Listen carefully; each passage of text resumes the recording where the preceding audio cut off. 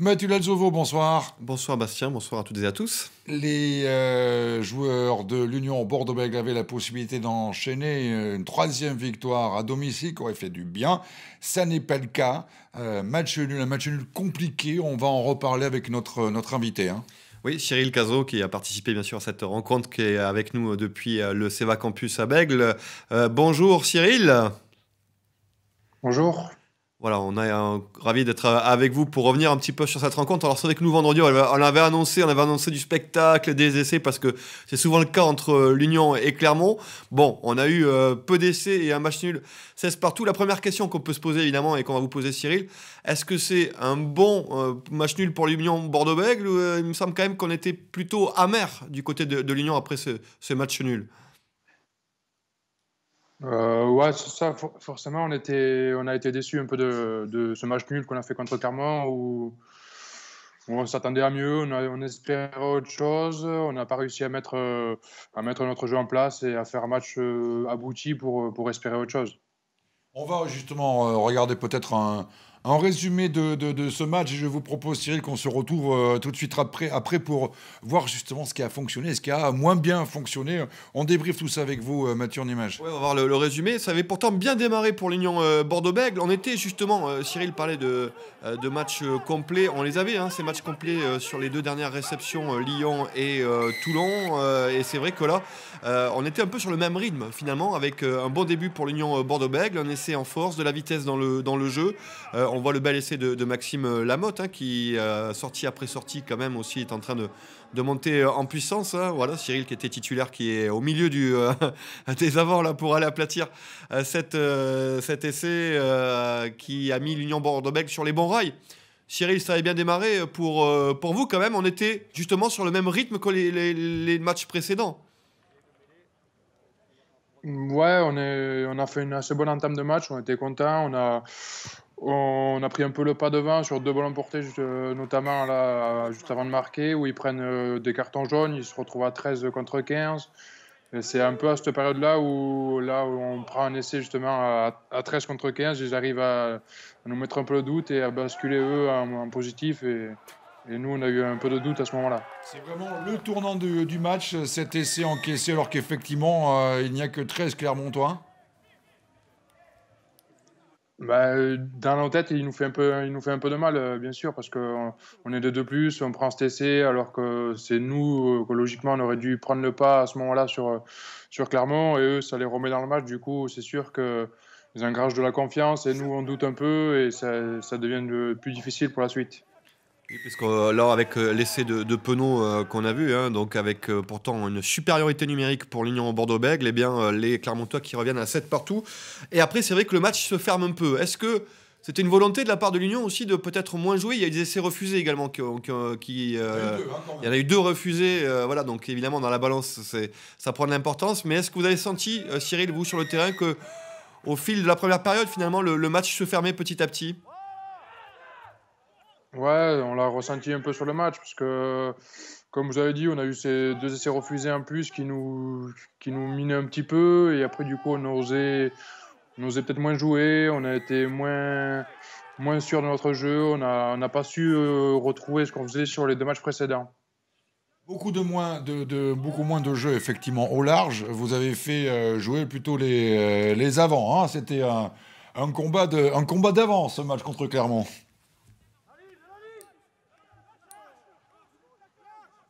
Cyril, Ouais, oui, c'est ça, c'était. ça a été c'était un match qui s'est joué un peu devant, mais comme je disais, on n'a pas su mettre notre jeu en place, on n'a pas réussi à tenir des longues séquences de jeu pour les mettre à mal vraiment. Du coup, c'est sur ça qu'on a un peu quelques regrets quand même.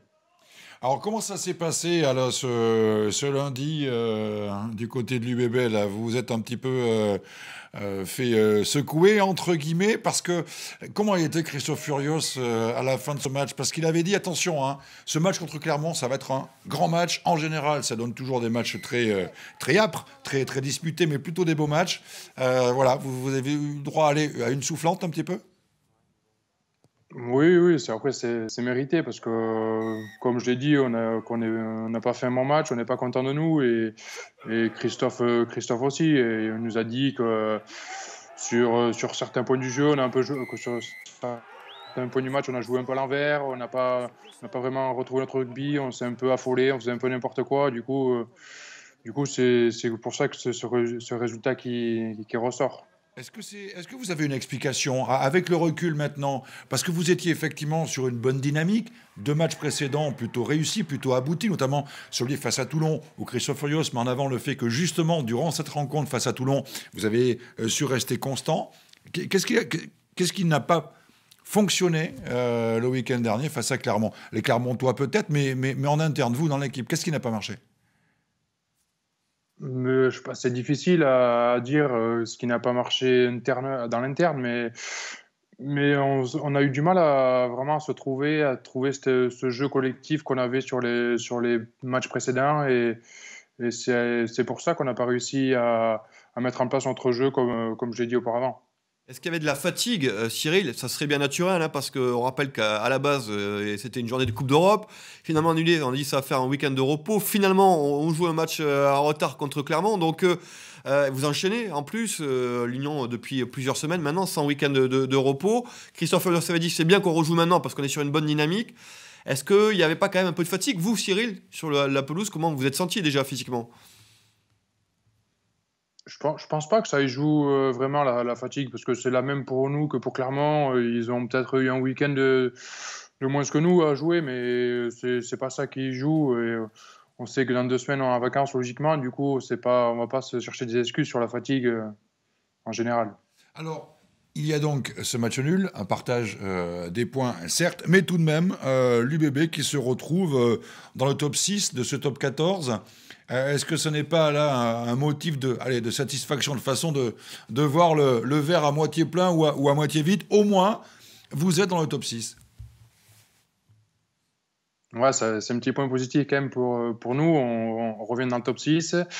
Mais on sait que rien n'est acquis, parce que la course au top 6 est très dure. Là, je crois qu'on est à peu près 9 clubs qui bataillent pour le top 6. Du coup, ça va être une fin de saison assez compliquée pour tout le monde. D'autant qu'en plus, il y a deux gros rendez-vous à l'extérieur. Donc, autrement dit, espérons que ce faux pas, ce match nul, va pas coûter cher à la fin de la saison. Parce que là, il y a deux matchs à l'extérieur. Un premier au Racing en plus. Un premier au Racing. Mais il y a un petit peut-être, mais on se rappelle que le Racing était venu quand même gagner à Chaban. On a vu que Toulon avait gagné au Racing hier, donc les Toulonnais ils vous ont montré un peu la voie à suivre, Cyril. Et puis il y aura peut-être un petit peu de revanche dans l'air aussi pour aller au Racing. Ouais, là, on a deux déplacements importants, parce que c'est les deux équipes qui sont venues nous prendre des points à la maison. Et c'est vrai que Toulon, hier, a fait un gros match au Racing. On va essayer de s'appuyer justement sur leur match pour essayer, nous aussi, de les mettre un peu en doute et d'espérer ramener des points de là-bas. Ce côté-là, match à l'extérieur, match un petit peu allez, de revanche, ça peut surmotiver l'équipe. Vous avez ça quelque part, ce côté un petit peu de volonté de montrer ce que vous savez faire à l'extérieur face à des équipes qui sont venues vous embêter à Chaban. Ouais, c'est ça, c'est que on n'est pas, on n'est pas très content de ces deux matchs qu'on a fait à la maison justement contre le Racing et Clermont. Et on a hâte pas d'en découdre, mais d'essayer de rattraper ces points qui sont venus chercher chez nous. Et pour la suite du championnat, ça va être très important. Et que donc ce déplacement au Racing, ce sera samedi 15h15, hein, si tout va bien, parce qu'aujourd'hui, à l'heure où on parle, on ne sait jamais trop ce qui va se passer les week-ends suivants en top 14. C'est l'occasion aussi quand même, puisqu'on a Cyril, qui est quand même encore jeune, mais qui fait partie des meubles hein, à Bègle, parce que ça fait quand même quelques saisons qu'il est au club, à l'Union Bordeaux-Bègle. Cyril, il y a encore un an, vous étiez appelé pour préparer le tournoi des 6 Nations. Il y a eu cette blessure contre Lyon qui vous a privé du tournoi. Vous avez été rappelé quand même au cœur de l'automne avec l'équipe de France pour l'Automne Champions Cup. L'équipe de France, même si là vous n'avez pas été appelé pour le prochain tournoi, ça reste évidemment un des objectifs très forts pour vous, pour votre carrière perso.